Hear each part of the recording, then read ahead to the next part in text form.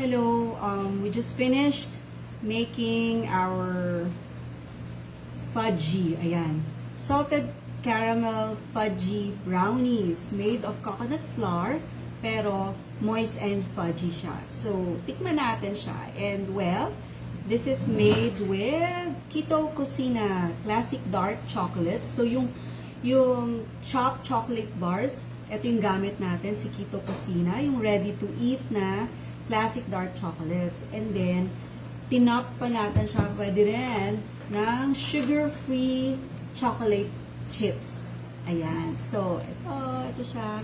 Okay, so ngayon, tingnan natin ano nangyari sa brownies. Wow, ayan ha, nag-slice na tayo. And then, syempre, try na natin siya, diba? Try na natin siyang kainin. Ayan. Okay, so, ito na siya. You know. Alright, so actually, chinil ko na siya. Pero, even though galing siya sa chiller, see, moist pa rin siya. And, hindi mo talaga malalasahan yung chocolate chips. Hindi mo talaga malalasahan yung coconut flour. Kasi nakita ko yung chocolate chips eh. Na-excite ako. So, may chocolate chips and caramel swirl ito, diba? So, na-excite ako kasi nakita ko. Ayan siya, o ayan.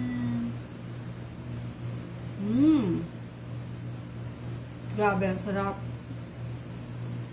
Okay siya.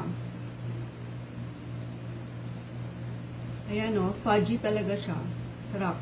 You better try this recipe. Make this soon, okay?